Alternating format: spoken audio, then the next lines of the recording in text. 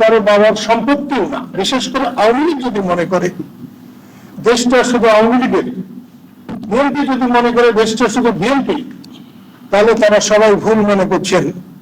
দেশ আওয়ামী লীগেরও না, দেশ বিএনপিরও না, দেশ কারো বাবার সম্পত্তিও না, দেশটা দেশের মানুষের। আমি আওয়ামী লীগের বিপক্ষে বলতে আসি নাই, বিএনপির পক্ষে বলতে আসি নাই, আওয়ামী লীগের পক্ষে বলতে আসি। আমি মানুষের পক্ষে বলতে এসেছি, যারা শহীদ হয়েছে তাদের পক্ষে বলতে এসেছি।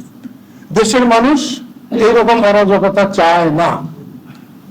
আজকে যেরকম সাধারণ ছাত্ররা রাস্তা নেমেছে ৭১ মুক্তিযুদ্ধে, যার সঙ্গে দেশের কোনো চেতনারই কোনো সম্পর্ক ছিল না, মুক্তিযুদ্ধ কিন্তু তারাই করেছিল, জীবন কিন্তু তারাই দিয়েছিল, একেবারে অতি সাধারণ মানুষ।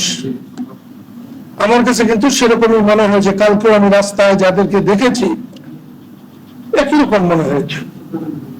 যাদের স্বাধীনতা যুদ্ধে বিরাট ভূমিকা থাকার কথা, তারা পালিয়েছিলেন, ঘরে ছিলেন, আজকে যারা বাড়ি ভাঙছে, অমুক করছে, তমুক করছে, এদের কিন্তু একটা সময় খুঁজে পাওয়া যায় নাই, এবং এদেরকে নিয়ে আমার খুব একটা মাথা ব্যথাও নেই। কিন্তু রাষ্ট্র যারা পরিচালনা করছেন, এত দক্ষ যোগ্য পরিচালকেরা, তারা এমন একটা অবস্থার সৃষ্টি করলেন কেন? দেশে কারফিউ দেওয়া কিন্তু গর্বের বিষয় নয়।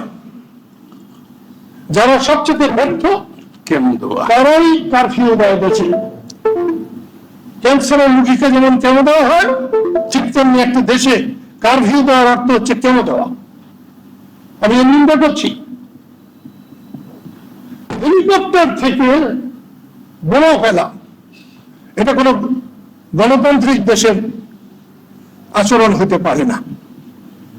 সেটা ফুল আমি এর বিরোধিতা করতাম। কার বুদ্ধিতে হেলিকপ্টারে উঠানো হয়েছে? ৭১ সালে বঙ্গবন্ধু যখন ৭ই মার্চের ভাষণ দিচ্ছিলেন, তখন সরোয়ার্দী উদ্যানের উপর দিয়ে হেলিকপ্টার উঠছিল, সেই হেলিকপ্টারে বোমা ছিল। আজকে তো তার চেয়ে জঘন্য হল, এটা কোনো ভালো কথা নয়। আমি প্রথমেই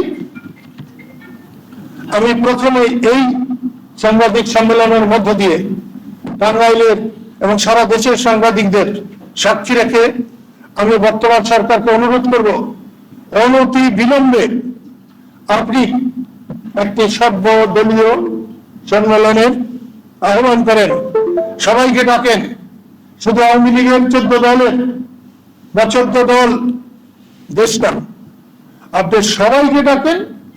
সেখানে যারা যারা আছে, সেখানে বুদ্ধিজীবীদের ডাকেন, আলেমদেরকে ডাকেন, যাকে খুশি সবাইকে ডাকেন।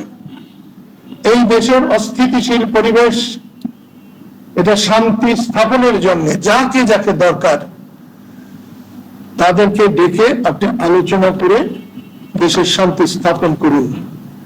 জেদ ধরে থাকবেন না। কোন রাষ্ট্র কারো জেদে চলতে পারে না। আমি সেই জন্য প্রথমেই আহ্বান জানাচ্ছি, মেহরবানি করে আপনি এই কাজটা করুন।